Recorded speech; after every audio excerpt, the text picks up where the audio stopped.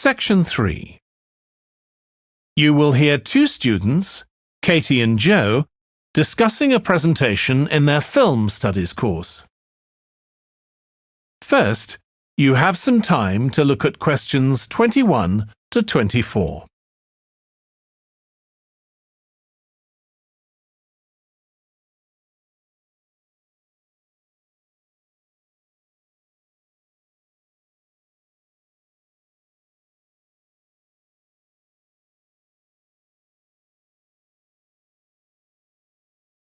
Now listen carefully and answer questions 21 to 24. Joe, you know I'm giving a presentation in our film studies class next week. Yes. Well, could we discuss it? I could do with getting someone else's opinion. Of course, Katie. What are you going to talk about? It's about film adaptations of Shakespeare's plays. I've got very interested in all the different approaches that film directors take. So I thought I'd start with Giannetti, who's a professor of film and literature, and in one of his books he came up with a straightforward classification of film adaptations based on how faithful they are to the original plays and novels. Right. I've already made some notes on that, so I just need to sort those out before the presentation. I thought that next I'd ask the class to come up with the worst examples of Shakespeare adaptations that they've seen, and to say why. That should be more fun than having their favourite versions. Yes, I can certainly think of a couple. Right. Next, I want to talk about Rachel Malco.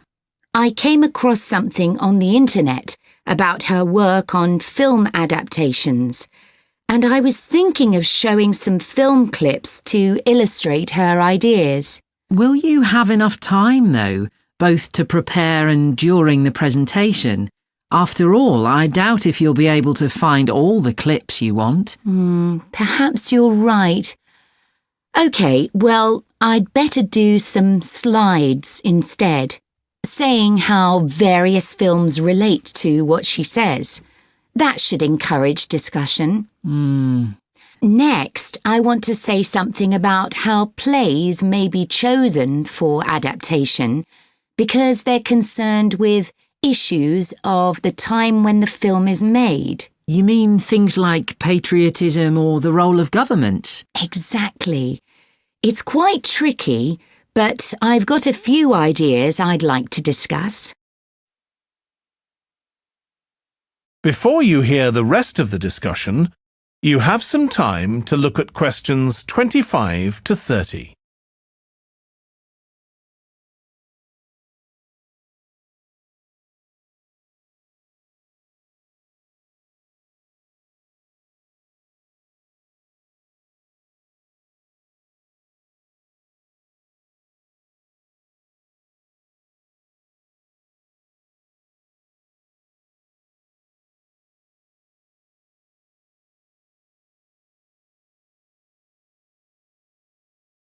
Now listen and answer questions 25 to 30. And finally, I want to talk about a few adaptations that I think illustrate a range of approaches and make some comments on them. Do you know the Japanese film Ran? I haven't seen it. It was based on Shakespeare's King Lear, wasn't it? That's right. It was a very loose adaptation, using the same situation and story, but moving it to 16th century Japan instead of 16th century Britain. So, for example, the king's daughters become sons, because in Japanese culture at that time, women couldn't succeed to the throne. OK. I hope you're going to talk about the 1993 film of Much Ado About Nothing. I think that's one of the best Shakespeare films. It really brings the play to life, doesn't it? Yes, I agree. And I think filming it in Italy, where the play is set, makes you see what life was like at the time of the play. Absolutely. Right, what's next? Next, I thought Romeo and Juliet, the 1996 film, which moves the action into the present day. Yes, it worked really well, I thought, changing the two feuding families in the original to two competing business empires, even though they're speaking in the English of the original play. You'd expect it would sound really bizarre, but I found I soon got used to it. Me too. Then I thought I'd include a real Hollywood film, one that's intended to appeal to a mass commercial audience. There must be quite a number of those. Yes, but I've picked the 1996 film of Hamlet. It included every line of the text, but it's more like a typical action hero movie. There are loads of special effects, but no unifying interpretation of the play. All show and no substance. Exactly. Then there's Prospero's books, based on The Tempest. That was really innovative from a stylistic point of view. Didn't it include dance and singing and animation as well as live actors? Yes, it did. I also want to mention Looking for Richard. Did you ever see it? No, but I've read about it. It was a blend of a documentary with a few scenes from Richard III, wasn't it? That's right. It's more a way of looking into how people nowadays connect with the playwright. The play is really just the starting point.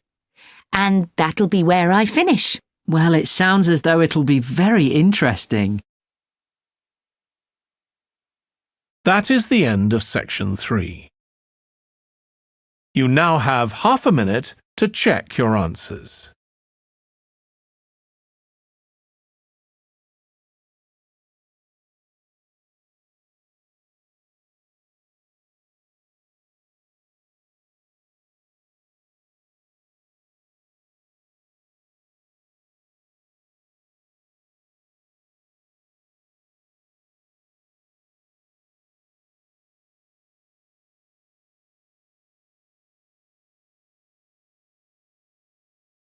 Now turn to section 4.